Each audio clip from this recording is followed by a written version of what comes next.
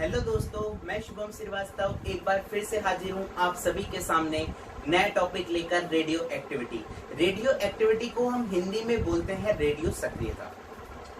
Previous video में हमने modern physics के पार्ट नंबर 1 की बात करी थी, जिसमें हमने फोटो इलेक्ट्रिक इफेक्ट के बारे में डिस्कशन करा था। नेक्स्ट हम स्टार्ट करते हैं, हमारे पास रेडियो एक्टिविटी क्या होती है। रेडियो एक्टिविटी को सबसे पहला क्वेश्चन, जो ऑब्जेक्टिव क्वेश्चन ये अराइज होता है कि रेडियो एक्टिविटी की खोज किसने करी थी। तो हेनरी बेकरल नाम के एक साइंटिस्ट हैं जिन्होंने 1896 में आपकी रेडियो एक्टिविटी की सक्रियता का पता लगाया था। तो समझते हैं, हमारे पास in a periodic table when atomic number is greater than 82 then element start radiation through it. This process is known as radioactivity. मतलब कहने का मतलब क्या है, जब मैं आवर्त सारणी में एटॉमिक नंबर 82 से एक्सीड करता हूं तो मेरे पास जो आपके एलिमेंट होते हैं वो अपने आप से अंदर से क्या करते हैं, सेल्फ क्या करते हैं, एनर्जी प्रोड्यूस करते हैं। इसी एनर्जी को ये क्या करते हैं, रेडिएशन के फॉर्म में एनर्जी प्रोड्यूस करते हैं, और ये एनर्जी आपकी क्या होती है, रेडियो एक्टिविटी कहलाती है। ठीक है, तो अगर मैं बात करता हूं कि मेरे पास ये हो गई, मेरे पास 82 से एलिमेंट, तो आप कहोगे कि सर ऐसा ही क्यों, हमारे पास 82 से ही ज्यादा क्यों होने चाहिए। तो समझते हैं इस बात को, क्योंकि हमारे पास जब हमारे पास number of neutron upon number of proton का जब रेशियो है वो आपका एक्सीड या ग्रेटर हो जाता है 1 से, तो आप इस केस में कह दोगे कि मेरे पास ये एलिमेंट क्या होगा, आपका रेडियो एक्टिव एलिमेंट की तरह बिहेव करेगा। जैसे सपोज दैट मैंने ऐसा ही क्यों बोला है कि मेरे पास न्यूट्रॉनों की संख्या ज्यादा होगी प्रोटॉनों की संख्या से, तब मैं बोलूंगा उसको रेडियो एक्टिव एलिमेंट। क्योंकि आपको पता है न्यूट्रॉन जो है वो आपका कैसा है, एक अनस्टेबल क्या है, पार्टिकल। अगर हम वहीं पर बात करते हैं, हमारे पास प्रोटॉन हो गया, इलेक्ट्रॉन हो गया, ये सब क्या हो गए, आपके स्टेबल पार्टिकल्स होते हैं, मतलब स्थिर होते हैं। ठीक है, नेक्स्ट हम बात करते हैं कि मेरे पास ये हो गया, मेरे पास न्यूट्रॉन, ये हो गया प्रोटॉन। ठीक है, सपोज दैट मैंने कहा है कि मेरे पास ऐसे कौन कौन से रेडियो एक्टिव एलिमेंट है। पहले हम इसकी यूनिट की बात कर लेते हैं। यूनिट की अगर मैं बात करता हूं, सबसे पहली यूनिट जो है वो आपकी क्या हो जाएगी, जिसने अपने नाम के खोज करी वही क्या हो जाएगी, आपकी रेडियो एक्टिविटी की यूनिट हो जाएगी। जैसे हम फोर्स की बात करते हैं, फोर्स की न्यूटन लिखते हैं, तो ऐसे रेडियो एक्टिविटी की खोज किसने करी, बेकरल ने, तो बेकरल क्या हो गई, इसकी एक यूनिट हो गई। नेक्स्ट हम बात करते हैं क्यूरी जो होता है, ये क्या होता है, आपका यूनिट होती है रेडियो एक्टिविटी की।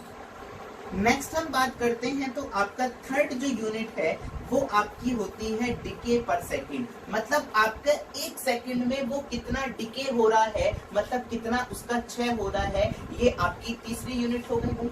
नेक्स्ट हम बात करते हैं, हमारे पास एक रदरफोर्ड नाम के एक साइंटिस्ट हैं जिन्होंने क्या करी थी, आपकी आर्टिफिशियल रेडियो एक्टिविटी की खोज करी थी। उन्होंने कृत्रिम रेडियो सक्रियता का पता चलाया था, तो इसलिए हम उसको रदरफोर्ड भी क्या करते हैं, रेडियो एक्टिविटी की यूनिट लिखते हैं। ठीक है, तो नेक्स्ट हम बात करते हैं, हमारे पास ये हो गया भाई रेडियो एक्टिविटी के बारे में।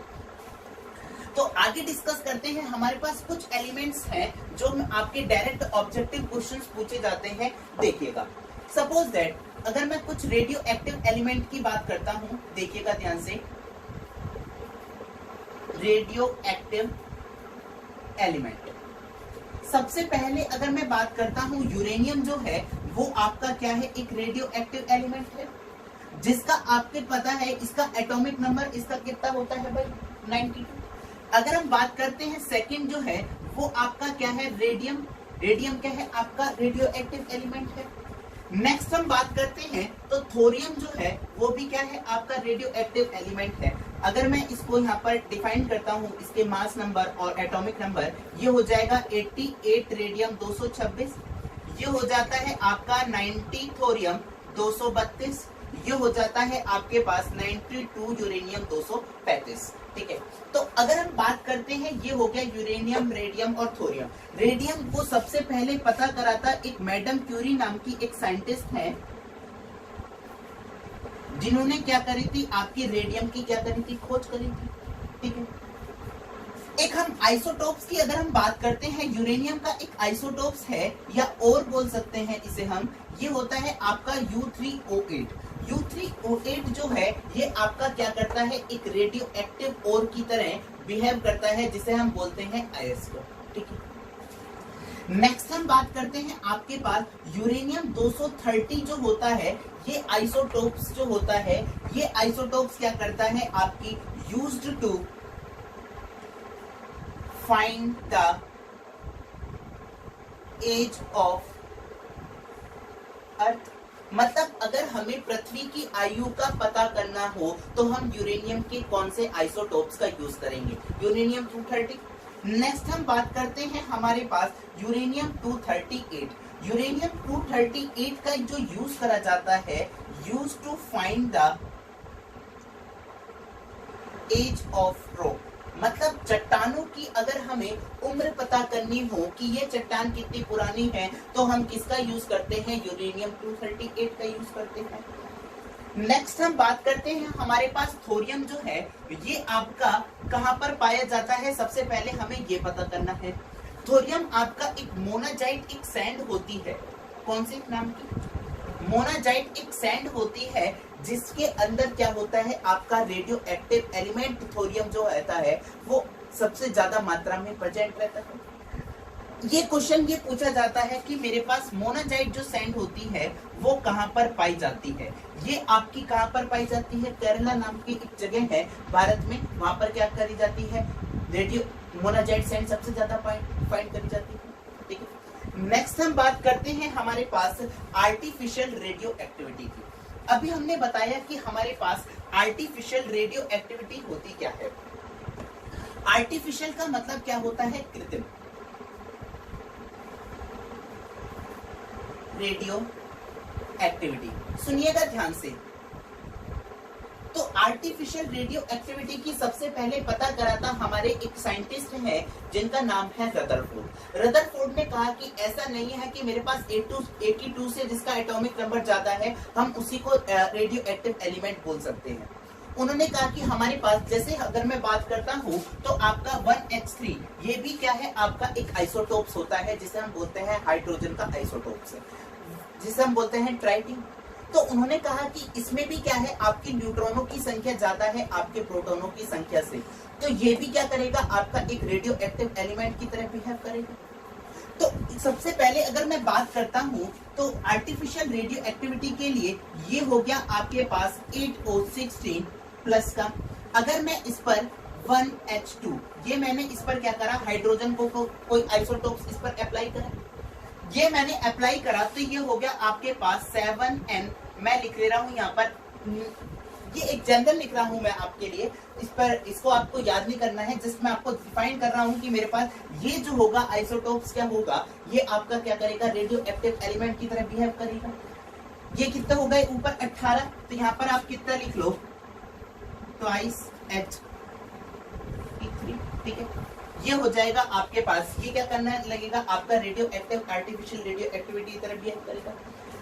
नेक्स्ट हम बात करते हैं कि मेरे पास जो ये जो है आपका एक एलिमेंट है, रेडियो एक्टिव एलिमेंट। ठीक है, ये है आपके पास रेडियो एक्टिव एलिमेंट। मैंने क्या करा है, यहाँ पर एक फील्ड अप्लाई करी है। ठीक है, ये करा है मैंने, यहाँ पर प्लस चार्ज अप्लाई करा है, यहाँ पर मैंने माइनस चार्ज अप्लाई करा है। आप इलेक्ट्रिक फील्ड भी अप्लाई कर सकते हो, आप मैग्नेटिक फील्ड भी अप्लाई कर सकते हो। दोनों क्या करती हैं, हमारे पास अल्फा जो ये रेस प्रोड्यूस करती है, दोनों को डिफ्लेक्ट करती है। तो ये क्या करेगी, मेरे पास एनर्जी प्रोड्यूस करेगी रेडिएशन के फॉर्म में, मतलब वो रेडिएशन के फॉर्म में, वेव के फॉर्म में। वो वेव कौन सी होती है, आपके पास इलेक्ट्रोमैग्नेटिक वेव होती है। तो यहाँ पर आपको पता है कि हमारे पास बीटा पर कौन सा होता है, हमारे पास निगेटिव चार्ज होता है, तो बीटा वाली किरणें कहाँ जाएंगी भाई, पॉजिटिव वाले की तरफ, क्योंकि पॉजिटिव और निगेटिव में क्या होगा भाई, अट्रैक्शन। नेक्स्ट हम बात करते हैं अल्फा। अल्फा रेज जाएंगी आपके पास इधर भाई, निगेटिव वाले फील्ड की तरफ, और गामा रेज कहाँ जाएंगी आपकी भाई, ऐसे करके। गामा रेज पर कोई भी इफेक्ट नहीं आएगा, मतलब ये जो है इनकी स्पीड जो होती है वो आपकी लाइट की स्पीड के बराबर होती है, तो ये क्या होंगे, हमारे पास एकदम स्पीड में निकल जाएंगे। ठीक है, तो ये हो गई आपके पास अल्फा रेस, ये हो गई आपके पास बीटा रेस, ये हो गई आपके पास गामा रेस। ठीक है, तो अगर हम बात करते हैं हमारे पास एक रेडियो एक्टिव एलिमेंट जो है वो आपका कौन कौन सी रेस प्रोड्यूस करता है, एक है हमारे पास अल्फा रेस, एक है हमारे पास बीटा रेस, एक है हमारे पास गामा रेस। तो अगर हम बात करते हैं हमारे पास इनकी पेनिट्रेशन पावर और हमारे पास आयनाइजेशन पावर की, सबसे ज्यादा भाई क्वेश्चन यही पूछता है, सुनिएगा ध्यान से। पेनिट्रेटिंग पावर की अगर हम बात करते हैं जिसे हम बोलते हैं भेदन क्षमता, तो भेदन क्षमता जो होती है वो आपकी सबसे ज्यादा किसकी होती है भाई, गामा रेस की। उसके बाद किसकी होगी, बीटा की। उसके बाद किसकी होगी, हमारे पास अल्फा रेस की क्या होगी, सबसे कम होती है। ठीक है, क्योंकि इनकी स्पीड, भेदन क्षमता का मतलब क्या होता है, भेदन क्षमता का मतलब ये होता है कि मेरे पास कोई एक वेव जो है वो कितनी स्पीड से मतलब एक मीडियम को क्या कर रही है, क्रॉस कर रही है।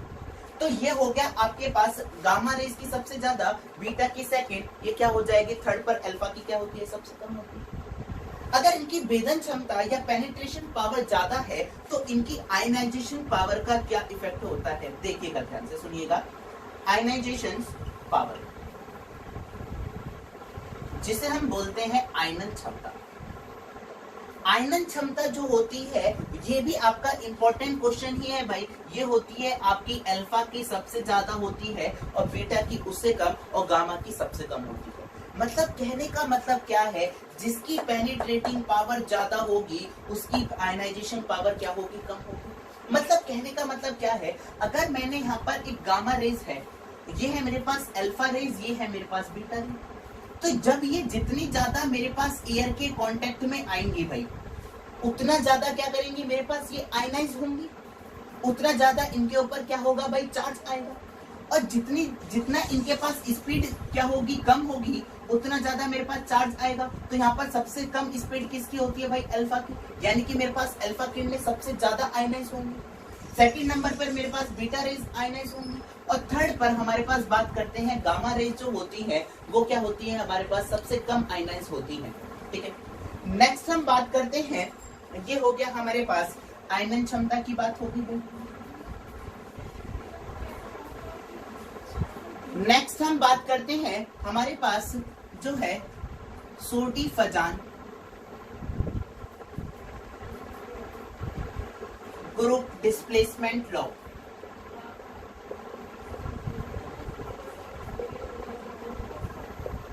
ठीक है,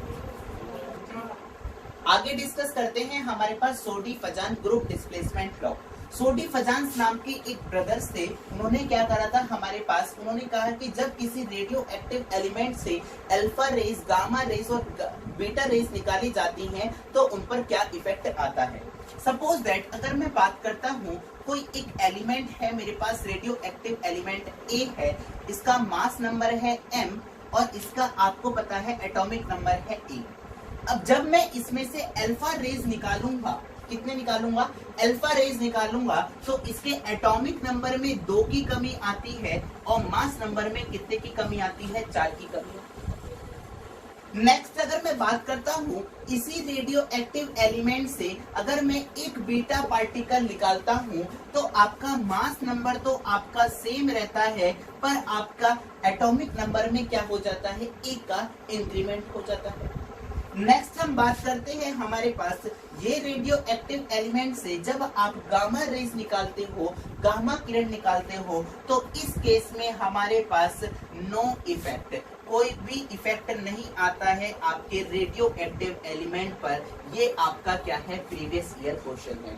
ठीक है, नेक्स्ट हम बात करते हैं हमारे पास, ये हो गया सोडी-फजान ग्रुप डिस्प्लेसमेंट लॉ। हम इसके क्वेश्चंस करा देंगे भाई, क्वेश्चंस में आपको बता देंगे कि कितने नंबर ऑफ अल्फा पार्टिकल निकले, कितने नंबर ऑफ बीटा पार्टिकल निकले, तो ये सब बता के चलेंगे भाई। ठीक है, नेक्स्ट हम बात करते हैं हमारे पास जो ये सोडी-फजान थे, इन्होंने थोड़ा सा और एनालिसिस करी आपकी रेडियो एक्टिविटी के बारे में। ठीक है, उन्होंने कहा कि हमारे पास जैसे कोई ये एक रेडियो एक्टिव एलिमेंट है, ये आपका डिके करेगा भाई, क्षय होगा भाई समय के साथ, बिल्कुल होगा। तो ये आपका जो डिके होगा ये आपका इस बात पर डिपेंड करेगा कि आपके पास इनिशियल अमाउंट या ओरिजिनल अमाउंट उसका कितना है। मतलब किसी भी रेडियो एक्टिव एलिमेंट की जो आपकी क्षय की दर होगी वो क्या होगी, आपकी इनिशियल अमाउंट के क्या होगी, डायरेक्टली प्रोपोर्शनल होगी। ये मैंने माइनस के साइन इसलिए लिखा है क्योंकि आपको पता है इसका क्या हो रहा है, डिक्रीमेंट हो रहा है टाइम के रिस्पेक्ट में, इसलिए मैंने यहाँ पर क्या लगाया है, माइनस का साइन लगाया है। तो यहाँ पर अगर मैं बात करता हूँ तो प्रोपोर्शनलिटी का अगर मैं हटाता हूँ तो ये मैंने लगाया है आपके पास लैम्डा। लैम्डा को हम बोलते हैं आपका डिके कांस्टेंट, जिसे हम हिंदी में बोलते हैं क्षय नियतांक। ठीक है, नेक्स्ट हम बात करते हैं, ये आप यहाँ पर इसको थोड़ा सा सिंप्लीफाई करके लिख रहा हूँ तो ये हो जाएगा आपका माइनस लैम्डा डी टी के बराबर।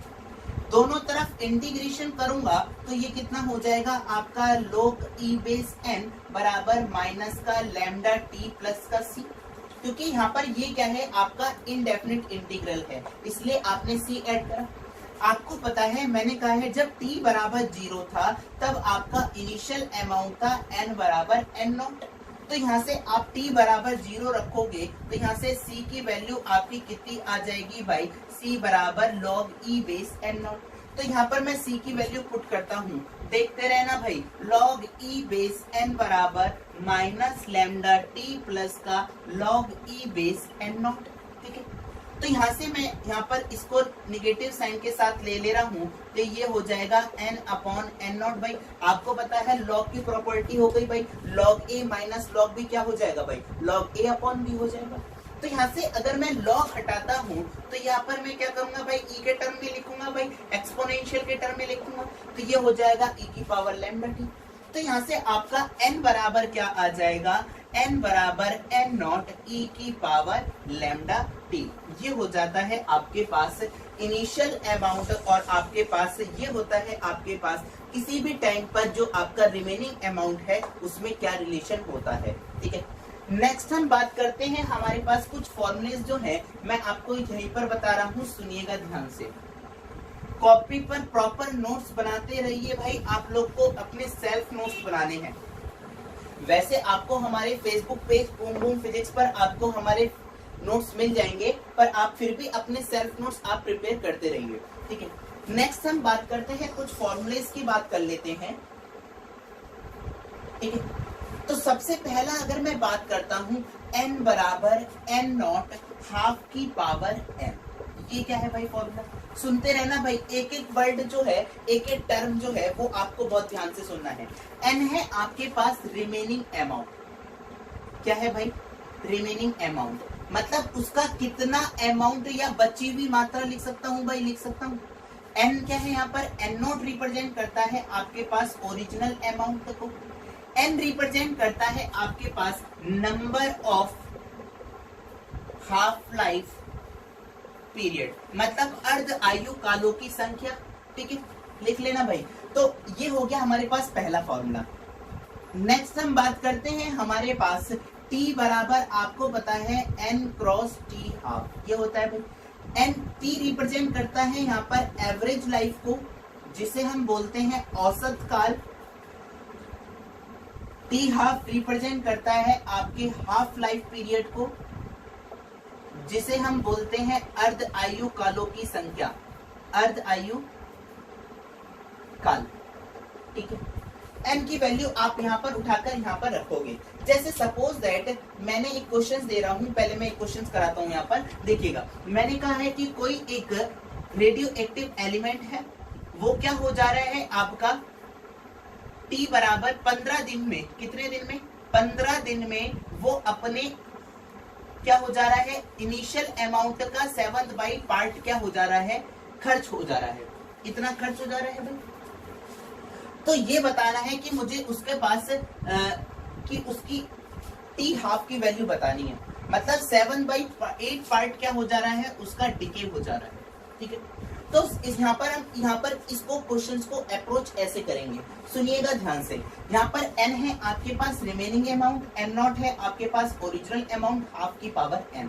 ठीक है, तो मैंने कहा है यहाँ पर 8 में से आपका 7 पार्ट जो है वो तो चला गया भाई, तो यहाँ पर फॉर्मूला देखिएगा भाई, n बराबर n नॉट हाफ की पावर n। n है आपके पास रिमेनिंग अमाउंट, 8 में से 7 पार्ट चला गया, कितना बचा 1।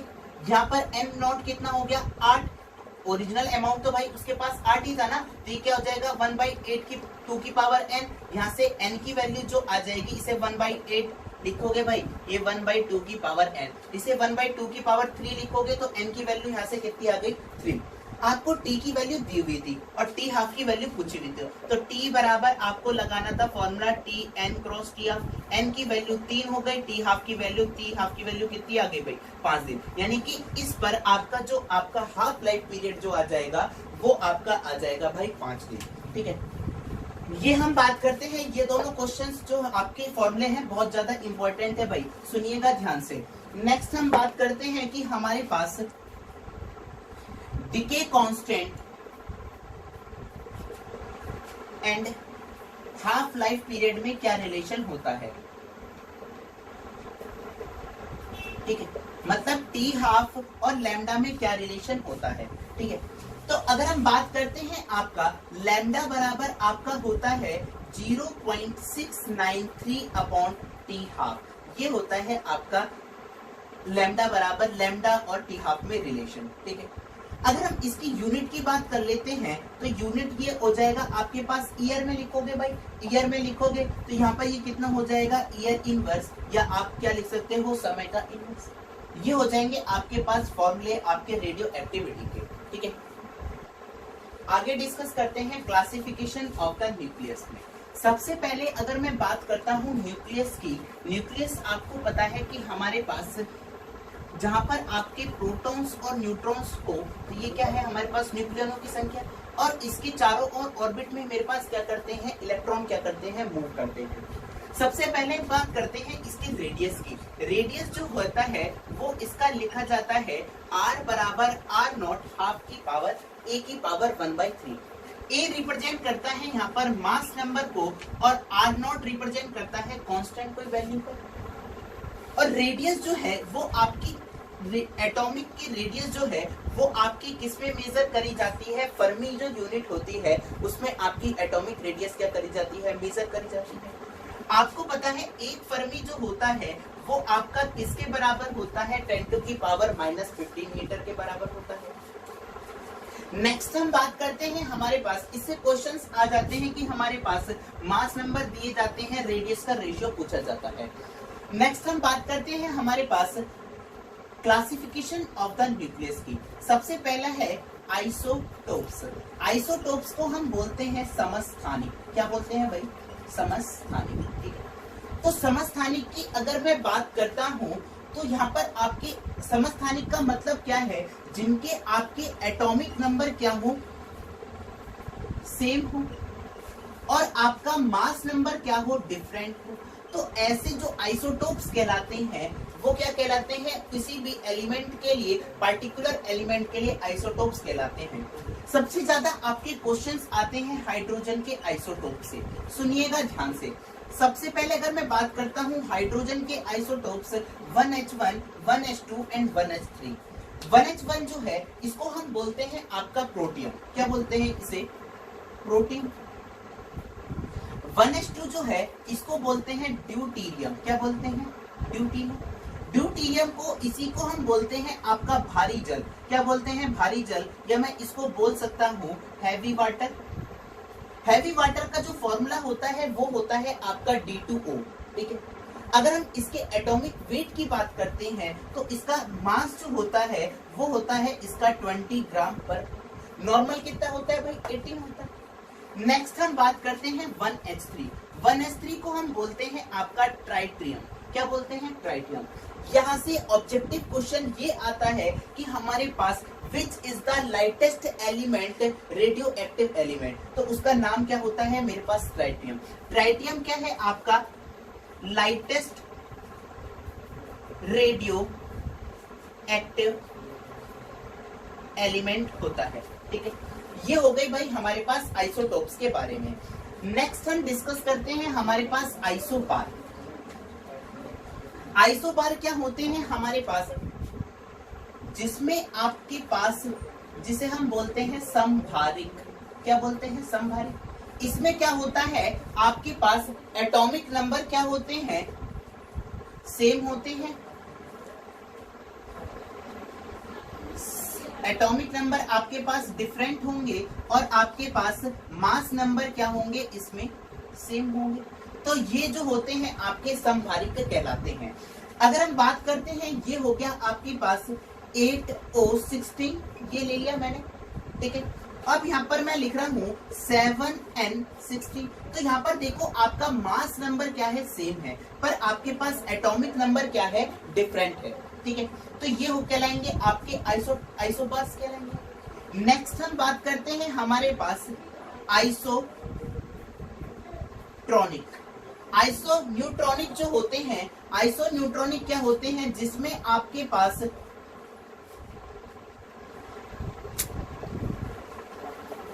न्यूट्रॉनों की संख्या जो होती है, नंबर ऑफ न्यूट्रॉन जो होते हैं वो क्या होते हैं, आपके सेम होते हैं, वो क्या कहलाते हैं, आपके आइसोन्यूट्रॉनिक कहलाते हैं।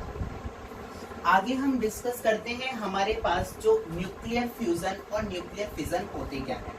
सुनिएगा ध्यान से। सबसे पहले अगर मैं बात करता हूं न्यूक्लियर फिजन की, न्यूक्लियर फिजन का मतलब होता है, न्यूक्लियर विखंडन भी बोलते हैं इसे, नाभिकीय विखंडन। क्या बोलते हैं इसे, नाभिकीय विखंडन। विखंडन का मतलब होता है टूटना। जैसे अगर मैं बात करता हूँ, ये मैं एक इक्वेशन लिख रहा हूँ, सुनिएगा ध्यान से। ये है एक यूरेनियम का आइसोटोप्स है। इस पर मैंने क्या करा है, एक आपका न्यूट्रॉन, एक सिंगल न्यूट्रॉन की बमबार करी है, ठीक है। तो मैंने इस पर अगर सिंगल न्यूट्रॉन की बमबार करी है, तो ये इक्वेशन जो है आपकी 92, ये कितना हो गया आपके पास 56 बेरिलियम, ये हो गया आपके पास बेरियम, 141 प्लस का 36 क्रिप्टॉन, ये हो गया आपके पास 141। मास नंबर को भाई बैलेंस करो, यहाँ से कितना हो जाएगा 84। और जब आप 3 न्यूट्रॉन की, एक न्यूट्रॉन की बमबारी करी और कितने न्यूट्रॉन बने, मेरे पास 3 न्यूट्रॉन बने, ठीक है। तो यहाँ से आपकी जो एनर्जी प्रोड्यूस हुई, ये हुई आपकी 200 मेगा इलेक्ट्रॉन वोल्ट। देख रहे हो भाई कितनी एनर्जी है, ये इतनी एनर्जी है कि आपके पास जो एक पावर स्टेशन जो होते हैं उनको भी चलाने के लिए आपको ये मेगा इलेक्ट्रॉन वोल्ट तो बहुत ही ज्यादा हो गई, आपको क्या होती है 500 किलोवाट के आसपास इतनी क्या होती है जरूरत होती है। तो ये तो मेगा मतलब हो गया है 10 टू की पावर 6। समझ सकते हो कि यहाँ पर न्यूक्लियर फिजन जब होता है, आपकी इतनी अमाउंट में एनर्जी प्रोड्यूस होती है। तो हमारे पास ये देखिएगा, यहाँ से कितने न्यूट्रॉन थे, यहाँ पर 1 न्यूट्रॉन था, ठीक है। कितने न्यूट्रॉन बने भाई, 3, और इन 3 से कितने बनेंगे, 9 बनेंगे। तो यहाँ पर आपको क्या करना है, एक यहाँ पर एक साइंटिस्ट है, यहाँ पर उन्होंने ये कहा कि हमारे पास आप कैसे भी करके इन 2 न्यूट्रॉन को क्या कर लो भाई, एब्जॉर्ब करवा दो, और तीसरे वाले न्यूट्रॉन को मैं इसकी स्पीड को स्लो करके उसका क्या कर सकता हूँ, इलेक्ट्रिसिटी में यूज कर सकता हूँ। तो यहाँ पर पहले 2 जो न्यूट्रॉन हैं वो आपके क्या करे जाते हैं, कंट्रोल करे जाते हैं, control by boron and cadmium rod. Cadmium और बोरॉन रॉड की सहायता से ये क्या करे जाते हैं, पहले 2 न्यूट्रॉन क्या कर लिए जाते हैं, एब्जॉर्ब कर लिए जाते हैं। अब ये जो तीसरा वाला हम कर इसको भी सकते थे, पर हम इतनी ज्यादा लार्ज अमाउंट में एनर्जी है भाई, इसको कहीं ना कहीं हम यूटिलाइज करना चाहते हैं। तो मैंने क्या करा, इसके पास स्पीड तो इसकी बहुत ज्यादा है भाई, स्पीड अभी भी इसकी बहुत ज्यादा है, तो मुझे इसकी सबसे पहले स्पीड को कम करिए। इसकी स्पीड को कम करने के लिए हम यूज करते हैं मॉडरेटर का, जिसे हम बोलते हैं मंदक। मंदक जो यूज करा जाता है यहाँ पर, जो आपका भारी जल जो हो गया वो मंदक की तरह यूज करा जाता है। ग्रेफाइट जो हो गया ये भी क्या करा जाता है, आपका मंदक की तरह यूज करा जाता है। तो यहाँ पर हमने इसकी स्पीड को तो स्लो कर लिया भाई, और इसकी स्पीड को स्लो करने के बाद हम इसका किसमें यूज करते हैं, इलेक्ट्रिसिटी में क्या करते हैं, इलेक्ट्रिसिटी जनरेशन में इसका क्या कर लेते हैं, यूज कर लेते हैं। ये आपका एक साइंटिस्ट है जिनका नाम है आपका एनरिको फर्मी जो है, इन्होंने क्या कहा कि हमारे पास इस 3rd वाले न्यूट्रॉन का हम क्या कर सकते हैं, स्पीड को स्लो करके इलेक्ट्रिसिटी में जनरेट कर सकते हैं। तो ये हो गया आपके पास न्यूक्लियर फिजन। न्यूक्लियर फिजन के अगर मैं बात करता हूं, ये आपका बेस्ड होता है आपका, अगर मैं बात करता हूं एटम बम जो हो गया, न्यूक्लियर बम जो हो गया, ये सब जो है ये सब आपके किस पर डिपेंड करते हैं, ये सब आपके डिपेंड करते हैं न्यूक्लियर फिजन पर बेस्ड होते हैं। तो सबसे पहले एक क्वेश्चन यहाँ से एक और क्वेश्चन ये आ जाता है कि हमारे पास एटम बम या न्यूक्लियर बम की खोज किसने करी थी। न्यूक्लियर बम की खोज करी थी एक साइंटिस्ट हैं जिनका नाम है Edward Robert Oppenheimer. Robert Oppenheimer ने क्या करी थी, आपकी एटम बम की क्या करी थी, खोज करी थी। ठीक है, आगे स्टार्ट करते हैं न्यूक्लियर फ्यूजन। न्यूक्लियर फ्यूजन को हम बोलते हैं हमारे पास नाभिकीय संलयन। इसमें क्या होता है, जब आपके दो हल्के नाभिक मिलकर एक बड़े नाभिक का निर्माण करते हैं तो ये हो जाता है आपके पास 0n1। इसमें जो एनर्जी प्रोड्यूस होती है वो आपकी होती है 17.6 मेगा इलेक्ट्रॉन वोल्ट। जब आपके दो हल्के न्यूक्लियाई मिलकर एक लार्ज न्यूक्लियाई का फॉर्मेशन करते हैं तो ये आपका कहलाता है nuclear fusion reaction. Nuclear fusion reaction जो है ये आपकी भाई अर्थ के सरफेस पर पॉसिबल नहीं है, not possible on earth surface. क्यों? क्योंकि आपको पता है कि हमारे पास एक दो न्यूक्लियाई को अगर मुझे जोड़ना है तो हाई अमाउंट में क्या चाहिए, एनर्जी चाहिए। तो न्यूक्लियर फ्यूजन जो है ये आपका पॉसिबल कहां पर है भाई, अर्थ के सन जो होता है वहां पर क्या होता है, मेरे पास नाभिकीय संलयन की क्या होती है, प्रक्रिया होती है। अगर मैं बात करता हूं तो अर्थ के सरफेस पर ये पॉसिबल नहीं है, पर आप क्या करते हो, इसकी एनर्जी चाहने के लिए आप क्या करो, अर्थ के सरफेस से भाई काफी नीचे की तरफ चले जाओ। तब आप क्या कर सकते हो, न्यूक्लियर फ्यूजन रिएक्शन क्या कर सकते हो, अगर करवा सकते हो। तो ये हो जाता है हमारे पास नाभिकीय संलयन। नाभिकीय संलयन जो होता है इसमें अगर हम बात करते हैं हाइड्रोजन बम, हाइड्रोजन बम जो होता है ये आपका बेस्ड होता है किस पर, ये आपका बेस्ड होता है न्यूक्लियर फ्यूजन रिएक्शन पर। ठीक है, तो हाइड्रोजन बम की, एटम बम की किसने खोज करी थी भाई, रॉबर्ट ओपन हीमर ने। और आपकी हाइड्रोजन बम की किसने खोज करी थी, उनका नाम है आपका एडवर्ड टेलर। उनका नाम है आपका रॉबर्ट एडवर्ड टेलर ने क्या करी थी, आपकी हाइड्रोजन बम की। आगे डिस्कस करते हैं, हमारे पास कुछ की पॉइंट्स हैं। मैंने सबसे पहला की पॉइंट्स देखिए, device use to measure radioactivity. Radioactivity को मेजर करने के लिए हम किस डिवाइस का यूज करते हैं, उसका नाम है आपका गीगर मूलर काउंटर। सेकंड बात करता हूं, द ओनली इनर्ट गैस, मतलब वह अक्रिय गैस जो आपकी क्या होती है, रेडियो एक्टिव होती है, उसका नाम है आपका रेडॉन। नेक्स्ट हम बात करते हैं थर्ड पॉइंट की, रेडियो एक्टिव सैंपल को वो आपका लेड बॉक्स के अंदर प्रिजर्व करा जाता है। क्योंकि आपका रेडियो एक्टिव एलिमेंट का लास्ट प्रोडक्ट ही क्या होता है, लेड होता है, जिसे हम बोलते हैं आपका सीसा। ठीक है, नेक्स्ट हम बात करते हैं फोर्थ पॉइंट की, cobalt 60 is used for cancer therapy. Cancer therapy के लिए हम क्या करते हैं, कोबाल्ट 60 का यूज करते हैं, क्योंकि ये क्या करता है, आपका गामा रेस प्रोड्यूस करता है।